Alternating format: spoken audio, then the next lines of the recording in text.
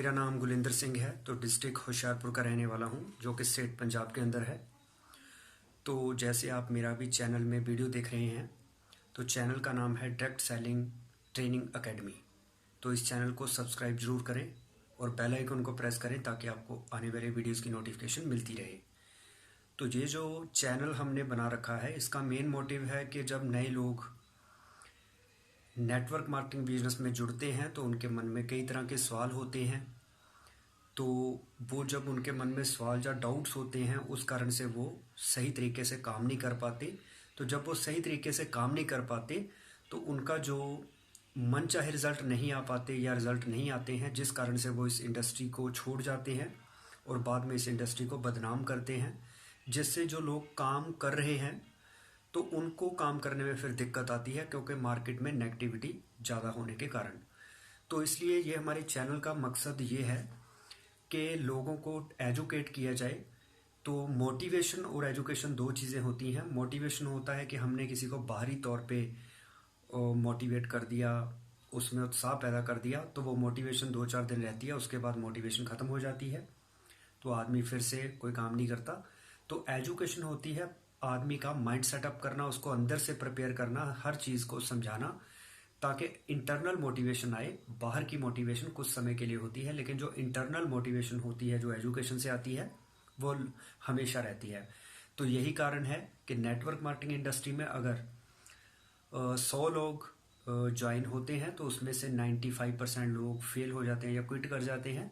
मात्र 5% लोग ऐसे हैं जो कामयाब हो पाते हैं। उसका यही कारण है कि उनके अंदर इंटरनल मोटिवेशन होती है, एक गोल क्लियर होता है, तो उनके मन में डाउट्स क्लियर होते हैं, कोई भी डाउट्स नहीं होते, क्वेश्चन के जवाब होते हैं उनके पास, क्योंकि वो एजुकेशन लेते हैं। तो अपने ऊपर जो सबसे बड़ी इन्वेस्टमेंट है वो होती है नॉलेज की इन्वेस्टमेंट।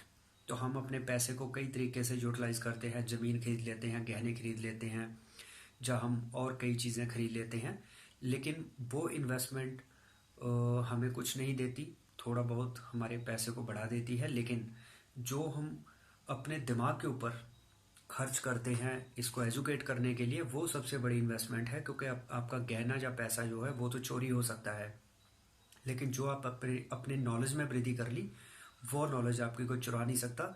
उसी नॉलेज के आधार पे आप ज़िंदगी में आगे बढ़ते हैं। तो इसलिए आप हमारे इस चैनल को सब्सक्राइब जरूर करें, डायरेक्ट सेलिंग ट्रेनिंग एकेडमी। तो इसमें ट्रेनिंग ज़्यादा से ज़्यादा वीडियो देखें और बड़े ध्यान से देखें। इसमें बताया हुआ है कि अपलाइन ऑनलाइन क्या होती है, अपलाइन ऑनलाइन का रिलेशन कैसा होना चाहिए, अपलाइन की रिस्पॉन्सिबिलिटीज़ क्या होती हैं, डाउनलाइन की रिस्पॉन्सिबिलिटीज़ क्या होती हैं। क्योंकि नेटवर्क मार्केटिंग में लोग रिस्पॉन्सिबिलिटी नहीं लेते हैं। अपलाइन सोचती है डाउनलाइन काम करे, डाउनलाइन सोचती है अपलाइन काम करे, तो इस तरह से फिर काम हो नहीं पाता। तो इस चैनल में आपको हर तरह की वीडियो पता चलेगी। डायरेक्ट सेलिंग क्या होती है, मार्केटिंग, नेटवर्क मार्केटिंग में क्या फ़र्क है, single level marketing, multi level marketing क्या होती है, ये सारे तरह की ट्रेनिंग आपको मिलेगी। इसके अलावा नेटवर्क मार्केटिंग में ऑब्जेक्शन हैंडलिंग, लोग ऑब्जेक्शन क्यों करते हैं, तो उनके सवालों का जवाब कैसे देना है, उनको कैसे लोगों को हैंडल करना, उनके माइंड को कैसे पढ़ना है। इसके बाद लोगों का कॉन्फिडेंस कैसे बिल्ड करना है, हेजिटेशन कैसे दूर करनी है, बॉडी लैंग्वेज क्या होती है, सही कम्युनिकेशन, पब्लिक डीलिंग, ये सारी चीज़ें आपको इस चैनल के थ्रू सिखाई जाएंगी। क्योंकि जब हम कोई आदमी डॉक्टर बनता है तो वो MBBS की डिग्री लेता है, BAMS की डिग्री लेता है। इसी तरह इंजीनियर बनना हो तो हमें इंजीनियरिंग की डिग्री लेनी होती है। अगर हम वकील बनना हो तो हमें LLB LLM करनी पड़ती है। तो इसी तरह से नेटवर्क मार्केटिंग की स्टडी अभी कुछ कॉलेजेस में इंडिया में होने लगी है, लेकिन पहले इसकी कोई एजुकेशन नहीं थी। तो अब भी एजुकेशन हर जगह नहीं मिलती, तो इसलिए फ्री में जो एजुकेशन हम आपको देते हैं, तो इस एजुकेशन को लीजिए और आगे बढ़िए। आने वाला जो समय है वो नेटवर्क मार्केटिंग इंडस्ट्री का है। तो आज जो मैं वीडियो आपके लिए लेके आया हूँ, इसका टॉपिक है कि एक जो शॉपकीपर होता है तो वो भी एक सेल्समैन, और एक सेल्समैन वो होता है जो घर घर में जाता है, जिसका काम फील्ड का रहता है, वो एक जगह नहीं होता।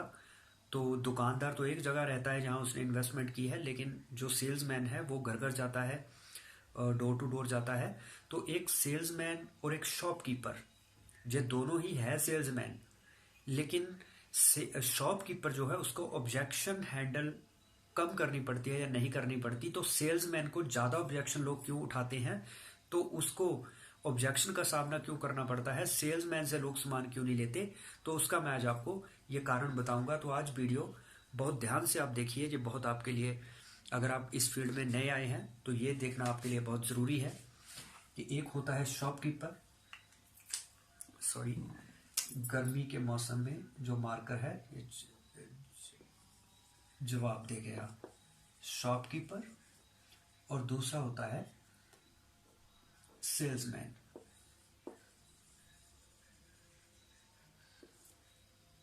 तो दोस्तों ऐसा है कि जब कोई शॉपकीपर है, उसने कोई ना कोई अपनी एक शॉप खोल रखी है। वो शॉप कपड़े की भी हो सकती है, वो ग्रोसरी की भी हो सकती है, वो कोई मेडिकल स्टोर भी हो सकता है, मतलब किसी भी तरह की कोई शॉप जिस पे इन्वेस्टमेंट हो रखी है। तो शॉपकीपर ने क्योंकि अपनी दुकान में 2-4 लाख रुपए लगा रखे हैं, और ये लगभग एक कैटेगरी की दुकान होती है जिसमें उसी तरह की कैटेगरी का ही सामान मिलता है। तो जब भी कोई कस्टमर अपने घर से चलता है तो उसके माइंड में एक इमेज होती है कि मुझे उस दुकान के ऊपर जाना है। तो क्योंकि उसकी खुद की नीड है इसीलिए वो उस दुकान पे गया है। मान लो एग्जाम्पल के तौर पे ये एक ए पर्सन है, ये किसी कपड़े की दुकान पे जा रहा है घर से, इसको कोई ना कोई कपड़े या गारमेंट्स जो है खरीदने हैं। तो क्योंकि इसको क्लियर है कि ये मेरी नीड है, मैं ये लेने जा रहा हूँ कपड़ा, तो वो उसी दुकान पे जाएगा जो कपड़े की दुकान है। तो अभी जो दुकानदार है इसने 2-4 लाख रुपए लगा रखे हैं, इसके पास बहुत सारी वैरायटी है। तो अब जैसे ही जो इसकी दुकान में जाएगा, क्योंकि इसकी खुद की नीड है, तो जो दुकानदार को शक की निगाह से नहीं देखेगा, ये जाके उसको डिमांड करेगा कि मुझे इस तरह का कपड़ा दिखाओ। तो दुकानदार अपने हिसाब से उसकी ज़रूरत को समझते हुए कपड़ा दिखाएगा। तो अगर तो इस कस्टमर के जो इसने माइंड में एक इमेज बनाई हुई है, मुझे इस डिज़ाइन का चाहिए, इस कलर का चाहिए, इस ब्रांड का चाहिए, अगर तो इस दुकानदार के पास उसको मिल जाता है वो खरीद लेता है, अदरवाइज नहीं मिलता तो वो अगली दुकान पे चला जाता है। लेकिन यहाँ पे दुकानदार को ऑब्जेक्शन हैंडलिंग बहुत माइनर करनी पड़ी। ये ज़्यादा से ज़्यादा जो कस्टमर है ये क्या उसको ऑब्जेक्शन करेगा, ये तो नहीं कहेगा कि मैं कपड़े खरीदने नहीं आया, है ना, वो खरीदने आया है, उसको पता है मेरी नीड है। उसका पहला ये आएगा कि मुझे और वैरायटी दिखाओ, और वैरायटी दिखाओ, तुम्हारा ये लेटेस्ट नहीं है, ये पुराना डिज़ाइन हो गया, ये कलर अच्छा नहीं है। तो उसकी जो कुछ ऐसी ऑब्जेक्शंस होंगी, इसका कलर ना उतर जाए, तो इसका कपड़ा खराब ना हो जाए, कपड़ा कम ना हो, तो उसकी ऐसी कुछ ऑब्जेक्शंस होंगी। तो अगर उसको कपड़ा पसंद आ जाता है तो उसके बाद उसकी ऑब्जेक्शन क्या होगी कि इसका दाम ज़्यादा है, मुझे तो कम पैसे देने हैं। तो अगर तो दुकानदार के बजट के हिसाब से वो जितने कस्टमर, मतलब जितने में उसको मुनाफा थोड़ा बहुत हो रहा है, अगर उतने में कस्टमर पैसे देता है तो वो कस्टमर को दे देगा सामान, अदरवाइज वो नहीं देगा। तो इसमें क्या है कि दुकानदार को ऑब्जेक्शन माइनर सी हैंडल करनी पड़ी, जिसके जवाब वो आराम से दे सकता है। इसको किसी भी तरह की कोई एजुकेशन की ज़रूरत नहीं है। कोई भी एक फ्रेशर आदमी आज दुकान खोलता है तो वही 7-8 महीने 1 साल चला के उसको पता चल जाता है कि कस्टमर कौन कौन सी ऑब्जेक्शन करता है, वही जनरली ऑब्जेक्शन होती है, तो उसका जो जवाब वो आराम से दे पाता है शॉपकीपर। इसलिए दुकान करना थोड़ा सा आसान है, क्योंकि इसमें एक तो आपको चल के किसी के घर नहीं जाना पड़ा, कस्टमर खुद आपके पास चल के क्यों आया, क्योंकि आपने पैसे लगा रखे हैं, आपकी दुकान के अंदर वो सामान दिख रहा है।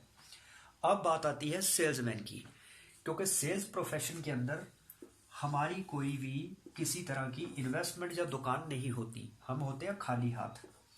जस्ट हमारे हाथ में एक बैग होता है या एक पेन होता है, एक डायरी होती है, तो हम खुद चल के जाते हैं कस्टमर के घर में। तो यहां पे अब प्रॉब्लम क्रिएट होती है। अब जब कस्टमर के घर में एक सेल्समैन खुद गया तो अब कस्टमर को क्या लगेगा कि मुझे इस चीज की जरूरत नहीं है, जो मुझे बेचने के लिए आया है। तो अब होगा क्या, क्योंकि उसको लग रहा है मेरी जरूरत नहीं है, ये मुझे जबरदस्ती बेच के पैसा कमाना चाहता है, इसका कोई फायदा है। अब वो करेगा ऑब्जेक्शन कि मेरा इस चीज में इंटरेस्ट नहीं है, मेरे पास पैसे नहीं है, मैं बाद में लूंगा।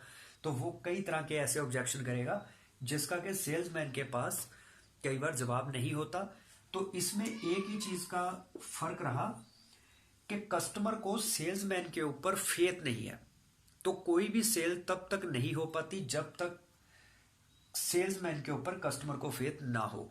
अब कस्टमर को यहाँ पे उसका कपड़ा खराब निकलता है तो उसको पता है मैं दोबारा इसकी दुकान पे जाके चेंज कर लूंगा, तो ये कहीं भाग नहीं जाएगा दुकानदार, तो मैं इसके पास फिर से चला जाऊंगा। लेकिन सेल्समैन का उसको होता है कि कल को ये चीज़ खराब निकली तो मैं इसको कहाँ ढूंढूंगा, इसकी तो कोई दुकान ही नहीं है। दूसरा, उसको लग रहा है ये मुझे जबरदस्ती बेच रहा है, मुझे इसी की जरूरत नहीं है। तीसरा, उसको लगता है कि इसका जिस ब्रांड का जो सामान बेच रहा है वो ब्रांड तो मैंने सुना ही नहीं, तो यहाँ पे जो ब्रांड उसके अपने दिमाग की उपज थी वही ब्रांड उसने मांगा, तो वहां से अगर मिल गया तो ठीक है, नहीं तो वो और दुकान पे चला जाता है। लेकिन यहाँ पे अब वो सेल्समैन से अगर किसी और ब्रांड की मांग करता है तो अब सेल्समैन के पास तो वही ब्रांड है जो वो बेच रहा है, उसके पास अदर ब्रांड है ही नहीं। तो अब इस कस्टमर का ना तो सेल्समैन के ऊपर कोई ट्रस्ट है, ना उसके जो प्रोडक्ट का ब्रांड है उसके बारे में उसको कोई जानकारी है। तो उसको क्या लगता है कि ये भी मुझे ठगना चाहता है और इसका प्रोडक्ट भी अच्छा नहीं होगा, कल को मैं इसको कहाँ पकड़ूंगा, ये हो सकता है मुझे महंगा लगा रहा है। तो इस तरह से उसके मन में कई तरह के डाउट्स होते हैं, वो डाउट्स के चलते वो ऑब्जेक्शन उठाता है ताकि मैं इसको किसी ना किसी तरीके से मना कर दूं कि तुम्हारे प्रोडक्ट की क्वालिटी अच्छी नहीं है, मतलब मुझे ये नहीं लेना है, मेरी जरूरत नहीं है, तो वो ऑब्जेक्शन करेगा। तो इस ऑब्जेक्शन को हैंडलिंग करने के लिए बहुत सारी टेक्निक्स है जो हमें सीखनी होती है। तो एक सेल्समैन वही अच्छा सेल्समैन माना जाता है जो इन ऑब्जेक्शन हैंडलिंग टेक्निक को सीखता है और कस्टमर को उसके माइंड के हिसाब से जवाब देता है और अपनी सेल डन करता है। तो सेल प्रोफेशन मुश्किल नहीं है, लेकिन लोग सीखना नहीं चाहते, एजुकेशन नहीं लेते, इस कारण से उनको ये मुश्किल लगता है। तो कोई भी प्रोफेशन बिना सीखे मुश्किल ही होता है। अगर साइकिल भी चलाना हो तो बिना सीखे नहीं आता। अगर आपने कपड़ा भी सिलाई करना है तो आपको पहले सीखना पड़ेगा, फिर ही आप सिलाई कर पाएंगे। तो बिना सीखे दुनिया में कोई भी चीज़ नहीं चलती। तो जो चीज़ पहले बहुत टफ लगती है आगे जाके वो आसान होती है। जैसे पहली बार हमने जब साइकिल चलाया हमें बड़ा मुश्किल लगा, आज हम साइकिल आराम से चला सकते हैं। पहली बार हमने गाड़ी चलाई हमें बड़ी मुश्किल लग रही थी चलानी, तो आज हम निश्चिंत होकर गाड़ी को चलाते हैं। मतलब जो जब हम बचपन में स्कूल गए तो हमें ABC लिखना सीखना बड़ा मुश्किल लगता था, आज वो ABC हमारे लिए बिल्कुल आसान काम है। तो मतलब कोई भी काम जब हम पहली बार उसमें आते हैं तो हमें मुश्किल लगता है, अगर हम उसमें लगातार जुटे रहते हैं, टिके रहते हैं, उसको सीखने की कोशिश करते हैं तो आगे चल के वो काम बहुत आसान हो जाता है। इसी तरह कोई क्रिकेटर है सचिन तेंदुलकर, शुरू में उसके लिए भी क्रिकेट मुश्किल रहा होगा, लेकिन जैसे जैसे वो प्रैक्टिस करता गया, उसका जुनून था कि मुझे क्रिकेट को अपना कैरियर बनाना है, तो उसका रिजल्ट ये निकला कि दुनिया का सबसे बेस्ट बैट्समैन और सबसे बड़े रिकॉर्ड सचिन तेंदुलकर के नाम बने। तो ऐसा ही होता है जब हम किसी काम को सीखने की चाहत के साथ उसको अपना एक जुनून बना लेते हैं कि मुझे इसमें कामयाब होना ही होना है, मुझे इसमें मास्टरी हासिल करनी है, तो हम उसकी एजुकेशन लेते हैं, फिर उस एजुकेशन को इम्प्लीमेंट करते हैं। उसका रिजल्ट क्या आता है कि हम एक सक्सेसफुल बिजनेसमैन या सेल्समैन बन जाते हैं। तो फिर लोग हमें इज्जत भी देते हैं, हमें पैसा भी मिलता है, अचीवमेंट होती है, रिकॉग्निशन मिलती है, हर तरह की चीज़ मिलती है। तो इसलिए मैं यही कहना चाहूँगा कि जा तो आप 10-12 लाख रुपए लगा के एक शॉपकीपर बन जाइए, फिर आपको कोई ज़्यादा एजुकेशन लेने की ज़रूरत नहीं है। लेकिन अगर आप सेल्स के प्रोफेशन में बिना पैसा लगाए कामयाब होना चाहते हैं तो आपको एजुकेशन लेनी होगी, आपको अपने माइंड के ऊपर इन्वेस्टमेंट करनी पड़ेगी, अपने ब्रेन को डेवलप करना पड़ेगा। तो उम्मीद है आपको ये वीडियो पसंद आई होगी। तो इस वीडियो को लाइक एंड शेयर जरूर करें, कमेंट जरूर करें कि और वीडियो आपको फील्ड में, या अगर आप सेल्स लाइन में है आपको क्या प्रॉब्लम आ रही है तो उससे रिलेटेड वीडियो मैं आपके लिए बनाऊंगा। तो पूरी टेक्निक बताऊंगा कि किस तरह से आप उस प्रॉब्लम को हैंडल कर सकते हैं और ये प्रॉब्लम कैसे क्यों आती है, इसके क्या कारण है, तो मैं सारी चीज़ आपको क्लियर करूंगा। तो चैनल को सब्सक्राइब जरूर करें, बेल आइकॉन को प्रेस जरूर करें ताकि मेरे हर वीडियो की नोटिफिकेशन आपको मिलती रहे। तो जितनी भी वीडियो हमने पहले अपलोड कर रखी है उनको भी जरूर देखिए, क्योंकि हम आपसे कोई भी पैसा नहीं लेते हैं, हम लेकिन एक कीमती समय निकाल के आपके लिए ज़बरदस्त वीडियो लेके आते हैं।